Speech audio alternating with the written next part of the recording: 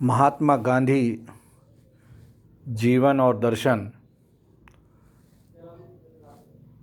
आज के इस वीडियो में एमए फाइनल के विद्यार्थियों का स्वागत।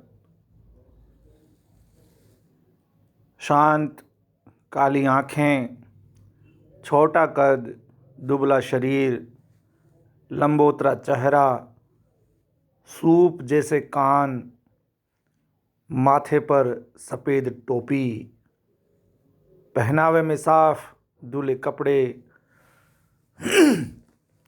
नंगे पैर, भोजन में भात और फल, पानी के सिवा और कुछ नहीं पीते, लेटते हैं ज़मीन पर, सोते हैं कम, काम करते हैं लगातार, शरीर की तो जैसे खोज खबर ही नहीं रखते। उन्हें देखने पर सबसे पहली चीज़ जो नज़र आती है वह है महान धैर्य और उत्कट प्रेम। पियर्सन ने उन्हें सन 1913 में देखा था। दक्षिण अफ्रीका में देखते ही उन्हें असीसी के संत फ्रांसिस की याद आ गई। आदमी सरल शिशु जैसे हैं, अपने विरोधियों के साथ भी मधुर और विनयी, आंतरिकता में कहीं जरा सी भी खोट नहीं है। उनकी विचार विवेचना में भी वैसी ही नम्रता है। सावधान इतने हैं कि मुझसे भूल हुई कहने में भी उन्हें दुविधा होती है। यद्यपि भूल को स्वीकार करने में भी वे पैर पीछे नहीं रखते। जैसा तैसा समझौता भी वे नहीं मान लेते। किसी तरह कूटनीतिज्ञ की भद्रता उनमें नहीं है। लंबे चौड़े भाषणों के मोह से वे दूर रहते हैं। उसमें उनका मन नहीं रमता। उन्हें देखते ही जनता जिस तरह उच्छृंखल उच्छ्वासित हो जाती है, उसके प्रति भी उनमें वैसी उदासीनता है। कभी कभी तो जनता का वह उच्छ्वास इतना प्रचंड हो जाता है कि अगर उनके मित्र मौलाना शौकत अली का बलिष्ठ शरीर किले की दीवार की तरह हमेशा उनकी रक्षा न करता रहता तो उसके दबाव से उनका छोटा सा शरीर पिस ही जाता। अपने प्रति आकुल श्रद्धा की समवेत उछल कूद से वे शब्द से अस्वस्थ रहते हैं। और चूंकि संख्या के प्रति उनके मन में शंका है और वैसी जबरदस्त घबराहट है उमड़ती हुई जनता से, अतः उन्हें थोड़े से लोगों के बीच ही आराम मालूम पड़ता है। प्रसन्न तो केवल एकांत में ही रहते हैं।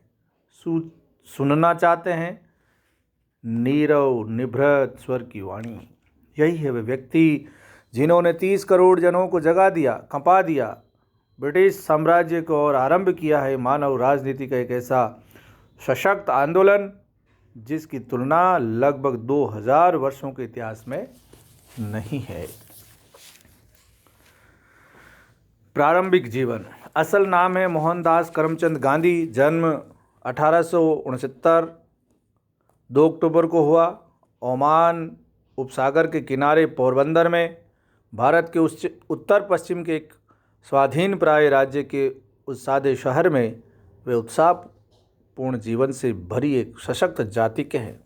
अभी उस दिन तक जिसके भाई भाई में लड़ाई ठनी रहती थी, जाति की व्यावसायिक बुद्धि भी पैनी है, रोजगार की पकड़ खासी है, उनका वाणिज्य होता था समृद्ध।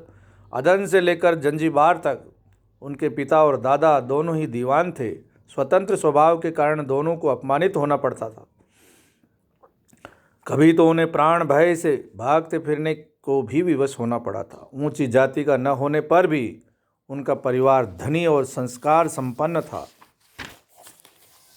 सजग और बुद्धिमान था। वे लोग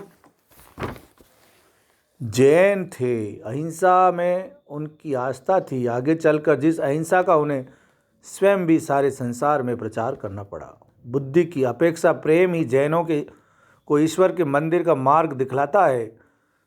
महात्मा के पिता पैसे को कुछ समझते ही न थे। पैसे छोड़ भी नहीं गए अपने बाल बच्चों के लिए। जो कुछ था अपनी ज़िंदगी में ही दान धर्म में खर्च कर गए। और माँ उनकी ऐसी कठोर धार्मिक वृत्ति की थी मानो संत एलिजाबेथ हो। उपवास में, दान देने में, रोगियों की सेवा शुश्रूषा में उनके दिन गुजरते। घर में नियमित रूप से रामायण पाठ होता था। उनकी आरंभिक शिक्षा का भार पड़ा एक ब्राह्मण पंडित पर। वे रोज विष्णु स्रोत का पाठ पढ़ाते थे, लेकिन बाद में उन्होंने इस बात पर दुख प्रकट किया कि संस्कृत में कभी उनकी वैसी पैठ नहीं हो सकी।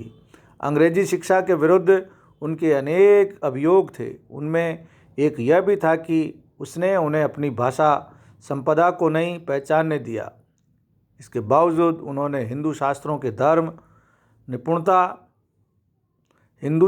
में धर्म निपुणता अर्जित नहीं की। यद्यपि वे वेद, उपनिषद, अनुवादों के सहारे ही पढ़ पाते थे। जब विद्यालय में थे तभी एक बार धर्म को लेकर उनके मन में भारी उथल पुथल मची थी। हिंदू धर्म को मूर्तिवादी और गिरी हालत में देखकर विरोध के भाव से ही कुछ दिनों के लिए वे नास्तिक बन गए थे। कम से कम अपने को नास्तिक मानकर उनके मन को शांति मिली। यहाँ तक कि हिंदुओं के लिए जिससे बड़ा दूसरा पाप नहीं है, उस मांस भक्षण में भी एक बार वे छिपकर प्रवृत्त हुए। मित्रों के साथ उसी भक्तिहीनता के भाव से, यद्यपि बाद में इसकी याद करके घृणा और आतंक से वे मरने पर भी आमादा हो गए थे। कह सकते हैं कि जब शादी हुई वे बच्चे ही थे। 19 साल की उम्र में इंग्लैंड के लिए रवाना हुए। लंदन विश्वविद्यालय के कानून विभाग में शिक्षा प्राप्त करने के लिए। बेशक माँ इसके लिए तभी राजी हुई जब उन्होंने उनसे जैनों की ये 3 प्रतिज्ञाएं करा ली। शराब नहीं छुएंगे, मांस नहीं छुएंगे, यौन संबंधों से विमुख रहेंगे।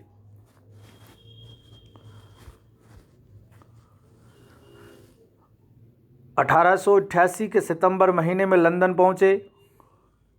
आरंभ के कई महीने अनिश्चय में बीते, ठगे गए और सीखते रहे। अंग्रेजी अर्थ में जेंटलमैन बनने की लालसा से कुछ समय उन्होंने बुद्ध की तरह यूं ही खो दिया। गठरी भर रुपया भी। बाद में अपने जीवन को सुदृढ़ श्रृंखला में कठोर कर्म बंधन में बांधा। मित्रों के जरिए बाइबिल से परिचय हुआ, लेकिन तब तक उस पुस्तक के मार्ग पर चलने का समय नहीं आया था। शुरू के कई अध्यायों ने भी उनमें थकावट भर दी और मिस्र से इजराइल वासियों के निष्क्रमण से आगे तो वे बढ़ ही न सके। लंदन में ही उन्हें श्रीमद् भगवत गीता के सौंदर्य का पता चला। उसके मत वाले हो उठे। उस प्रयास में उन्हें भारत के इसी आलोक की आवश्यकता थी। उसने उनकी आस्था लौटा दी। उन्होंने जान लिया कि उनकी मुक्ति केवल हिंदू धर्म में ही है। सन 1991 ईस्वी में भारत लौटे। वापसी विवाद से भरी थी। कुछ समय पहले ही माँ की मृत्यु हो चुकी थी। खबर उन्हें जानबूझकर नहीं दी गई थी। बम्बई के हाईकोर्ट में उन्होंने वकालत शुरू की। यद्यपि कुछ समय बाद वे धंधा छोड़ दिया। वे धंधा उन्हें अनीतिपूर्ण लगता था। यहाँ तक कि जब वकालत करते थे तब भी इच्छापूर्ण किसी मुकदमे से हाथ खींच लेने का अपना अधिकार वह न छोड़ते थे, खास तौर से जब उन्हें ये मालूम होता कि उन्हें अन्याय का पक्ष लेना पड़ रहा है।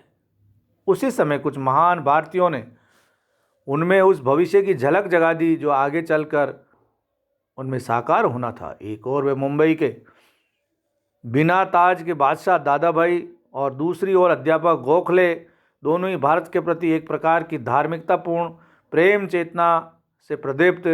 गोखले उन लोगों में अन्यतम थे जो भारतीय शिक्षा के पुनर्जीवन के अग्रणी और अपने देश के श्रेष्ठ राजनीतिज्ञ थे। और दादा भाई नौरोजी तो गांधी जी के ही शब्दों में भारतीय राष्ट्रीयता के प्रवर्तक ही थे।